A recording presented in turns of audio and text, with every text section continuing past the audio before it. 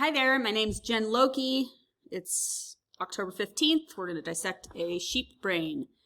I just have a list of the sheep parts. I also have a list of the eyeball parts for later, but that's all I got. All right, so we have dissected the brain. It is right here.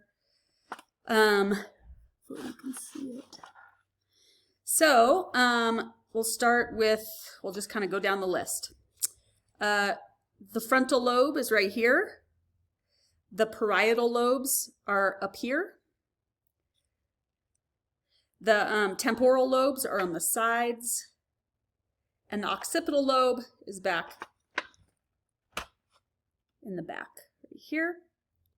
The gyri are the sort of hills, little maze-looking things. And then the sulci are the divots between them.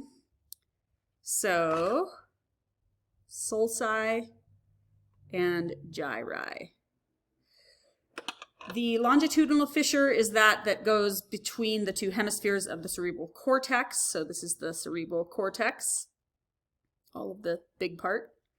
The lateral fissure, I assume, is also called the transverse fissure, and that is between the cerebral cortex and the cerebellum here. So I'm assuming that this, hold this, is the lateral fissure. Right here, transverse fissure. Okay. Let's see, corpus callosum. So once we cut it directly in half, we can see the corpus callosum is this right here. Computer. Is this right here, this layer. It's like whiter than the rest. The thalamus is... Hello, party people. Let's dissect the sheep brain. This is Jen Loki. It is October 15th.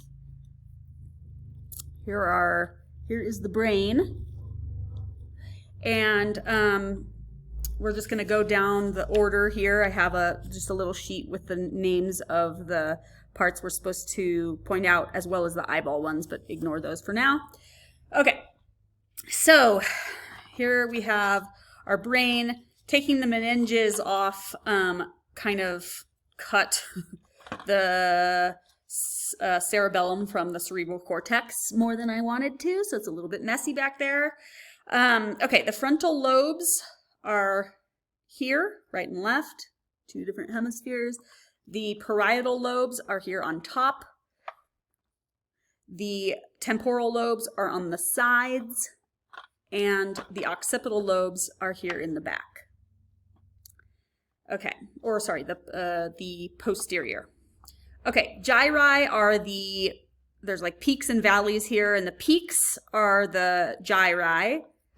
So an example would be like right here.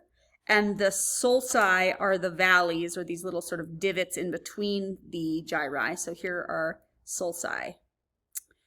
Okay, the longitudinal fissure is what I cut along between the hemispheres of the cerebral cortex. The lateral fissure was easier to see before I totally butchered this brain, but I believe is what separates the cerebellum from the cerebral cortex here, also called the transverse fissure. Okay, the corpus callosum is this layer. Let's see how well you can see this. This layer right here. And the thalamus is underneath that. And the hypothalamus is below that, or inferior to the thalamus. The midbrain are these,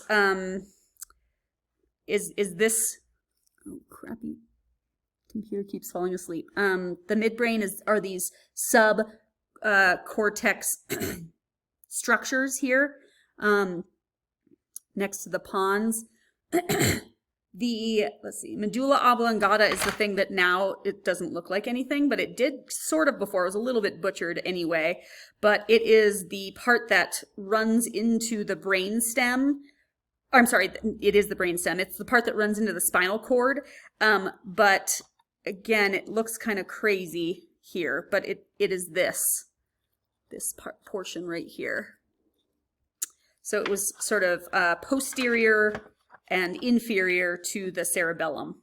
And then we have so that's the medulla oblongata. The cerebral cortex is this, like the big part here.